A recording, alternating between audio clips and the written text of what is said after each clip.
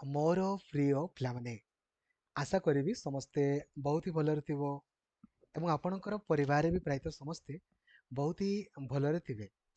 Final देखंतु आपण जानिथिबे ओडिसा रे हमर 2 वर्षिकिया आपणकर बीएड रहिछि जार ऑनलाइन अप्लाई ऑलरेडी आपणकर सरी जाइछि पाखा माने सबुठारु हाईएस्ट रेकॉर्ड आपणकर एई वर्ष पाखा पाखी 1,22,000 रु अधिक पिला आपणकर परीक्षा देबे। आपण जानिथिबे जार परीक्षा आपणकर 1 जून रे हबो बीएड आउ बीएचडी रो एमएड परीक्षा आपणकर 4 जून रे आपणकर हबो। एडमिट कार्ड 23 मे पाखरु आपण डाउनलोड करि पारिबे। तो हमर जो 4 वर्षिकिया आपणकर बीएड ताकू ओडिसा रो आपणकर बंद करि दिया गला। ठीक अछि। तो विषय मु आपनको डिटेल कहिबी तो लाइक आउ शेयर करिकि सब सांग मानको भी आपण जणाई देबे। आउ चैनल को नुआ अछंती देने भी सब्सक्राइब करिकि ऑल नोटिफिकेशन को भी आपण ऑन कर देबे। ठीक अछि। बंधुगण देखंतु फर्स्ट ऑफ ऑल आपनको जानिथिबे जे आम भारत रे ऑलरेडी आपणकर न्यू एजुकेशन पॉलिसी लागू होईछि तथा ओडिसा रे मध्ये आपणकर लागू होईछि किंतु हमरो 1 ईयर बीएड 2 ईयर बीएड तो आपणकर ऑलरेडी अछि आ 4 ईयर बीएड आपणकर तीन प्रकार बीएड बेसिकली हमरो 2 वर्षिकिया बीएड जो माने +3 कंप्लीट करिथांती गोटी वर्षिकिया बीएड जो माने पीजी आपणकर कंप्लीट करिथांती आ 4 वर्षिकिया बीएड जो माने +2 आपणकर कंप्लीट करिथांती। तो एटा आपणकर ऑलरेडी आपणकर थिला एबे भी अछि। पूर्वरु कोन होतला ना केवल मार्क बेसिस रे आपण माने एडमिशन करूथिले 2014 पूर्वरु किंतु 2014 पाखरु कोन हला ना एनसीटी रो नुआ रूल अनुसार गोटे पिला बीएड आपणकर गवर्नमेंट सीट रे केते बेले करि परिबो ना एंट्रेंस रे क्वालिफाई कला पर जाई कि करि परिबो।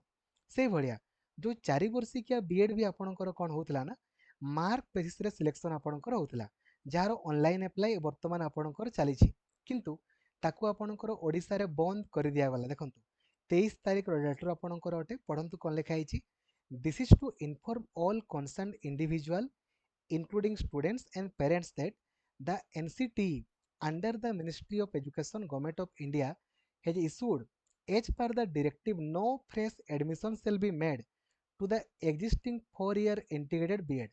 ओडिसा रे जो 4 वर्षिकिया आपणकर बीएड थिला जोटा मार्क बेसिस रे आपणकर सिलेक्शन होउतिला जो जार ऑनलाइन अप्लाई वर्तमान चलीथिला ताकू ओडिसा रे आपणकर बंद कर दिया गला।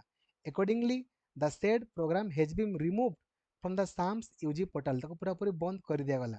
तो जो माने वर्तमान अप्लाई करिसंती से माने कोन करिवे तांको एडिट रो ऑप्शन आसीबो तांकर प्रोग्राम तो से माने चेंज करि पारिबे किंतु एई वर्ष आ 4 वर्षिकिया बीएड ओडिसा रे एडमिशन होबो नाही।